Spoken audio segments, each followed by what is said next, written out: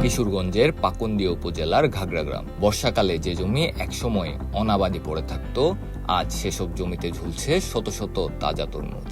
আধুনিক মালচিং ও মাচা পদ্ধতির মাধ্যমে অসময়ে তরমুজ চাষ করে নতুন সম্ভাবনার দ্বার খুলে দিয়েছে স্থানীয় কৃষকরা। অনেক ভালো ফলন হয়েছে এবং তারাও আশাবাদী যে ভালো এই ফলনে ভালো দাম পাবে এবং তারা অনেক লাভবান হবে। তাদের দিকে আমরা আশ্বস্ত হয়ে আমরা ওই চাষটা শুরু করি। সংশ্লিষ্টরা জানান, মালচিং প্রযুক্তির কারণে মাটির আর্দ্রতা দীর্ঘ সময় ধরে বজায় থাকে, আগাছা কম জন্মায় এবং অতিরিক্ত পানি জমে গাছের গোড়া পচে যাওয়ার ঝুঁকিও কমে।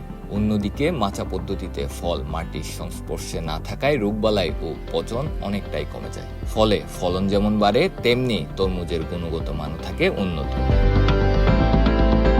ঘাগড়া গ্রামের কৃষক মোহাম্মদ আলাউদ্দিন কয়েক বছর ধরে পরীক্ষামূলকভাবে অফ সিজনে তরমুজ চাষ করছেন। গত বছর অল্প জমিতে সফল হওয়ার পর এবার প্রায় ৮২ থেকে ৮৪% জমিতে তরমুজের আবাদ করছেন। মাত্র ১,৩০,০০০ টাকা ব্যয়ে চাষ করা এই তরমুজে ২ লাখ টাকা মুনাফার কথা ভাবছেন তিনি। আর এই অসময়ের মাঝে মানে বর্ষাকাল তো হয়, এই জমি পানি বাজায়, এটা তো ধান হবে না, নষ্ট হবে ধান। যেমন তরমুজ বীজ লাগাইয়া মাছা বাঁধছি, মাছা বাঁধি মাছের উপরে টাঙ্গাইয়া দিয়ে নেট দিয়ে বাঁধে তুই বরের মেঝে মানে ছিঁড়ে যায় না পরে জ্বলে তুই চুলে, বুঝছেন? লাভবান হবে মনে ৩ লক্ষ থেকে ৩.৫ লক্ষ আমি বিক্রি করতে পারবো, কিন্তু সুন্দর মতো আসে বা ইনশাল্লাহ।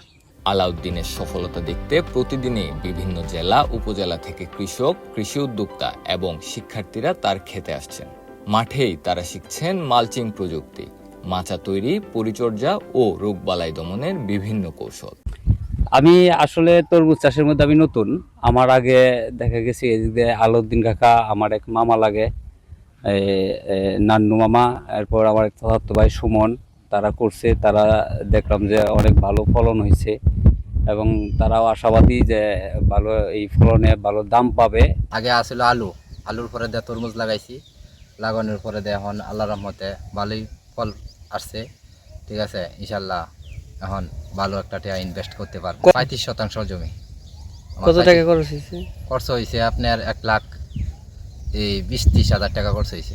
আলাউদ্দিনের দেখা দেখি এলাকার আরো অনেক কৃষক আগ্রহী হচ্ছেন লাভজনক এ অসময়ে তরমুজ চাষে।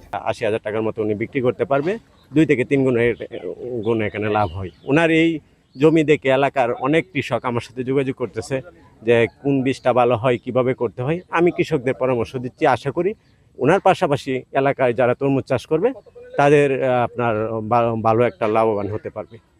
অসময়ে এই তরমুজ চাষে ৫৫ থেকে ৬০ দিনের মধ্যেই সংগ্রহ করা যায়।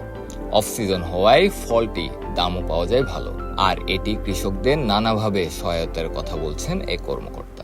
আমরা আশা করছি আমাদের কৃষকেরা প্রতি বিঘা জমি থেকে প্রায় ৬০ থেকে ৭০,০০০ টাকা তারা এই অল্প সময়ে মাত্র ৬০ থেকে ৬৫ দিনের মধ্যে তারা লাভবান হতে পারবে।